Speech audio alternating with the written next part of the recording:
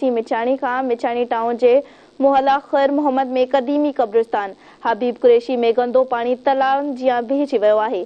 कदीमी कब्रिस्तान में चौधीवारी न हुअण सबब जानवर अच वञ सबब कब्रनि जी बेहुरमतीअ सां गॾु कब्रूं मिसमार थी रहियूं आहिनि। रिपोर्ट करे रहियो आहे निज़ामुद्दीन मशहूरी।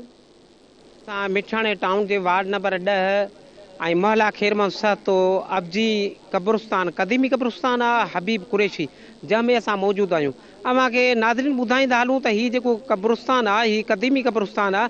हिन खे तक़रीबन हिते पालतू जानवर भी हिते जेको आहे सो माण्हू छॾींदा आहिनि त जेके कचूं कब्रूं आहिनि उन्हनि जी बेहुरमती उहा थींदी आहे ऐं उन खां पोइ काफ़ी कब्रूं हिते मसमार थी वियूं आहिनि ऐं उन खां पोइ कुझु हिसे ते कब्रिस्तान जे कुझु हिसे ते जेके आहे दीवार ॾियारी वई आहे लेकिन बाक़ी जेको हिसो आहे उहो रहत आहे। ऐं उन खां पोइ तव्हांखे इहो ॿुधाईंदा हलूं त कुझु हिसे में गंदो पाणी जेको आहे उहो नेकाल न कयो वियो आहे ऐं उहो गंदो पाणी हिन कब्रिस्तान में मौजूदु आहे।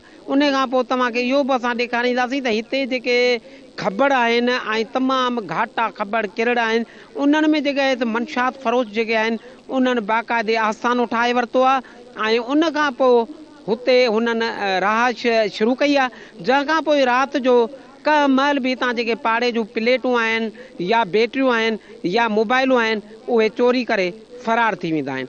तंहिं करे हितां जा जेके रवासी तमामु ॾुखियाईयुनि खे मुंहुं ॾेई रहिया आहिनि ऐं उहे परेशान आहिनि ऐं उन्हनि जो चवणु आहे जेके मंशात फ़रोश हिते रहनि था त असांजो हुननि कुझु बि घर जो सामान न बचायो आहे छो जो हिते खबड़ घणा आहिनि ऐं गंद किचिरो तमामु घणो आहे। इन करे हितां जे रवासियुनि जो इहो बि मुतालबो आहे त असां SSP नौशर फिरोज़ SHO मिठाणे खे असां मुतालबो उन्हनि खां कंदासीं ऐं अपील था कयूं त खुदारा हितां जेके फालतू वण आहिनि खबड़ आहिनि किरड़ आहिनि कदीमी कब्रिस्तान हबीब कुरैशी मां उहे वढे करे ख़तमु कया वञनि त जीअं मंशात फिरोश जी रहाइश हिते उहा ख़तमु थी वञे।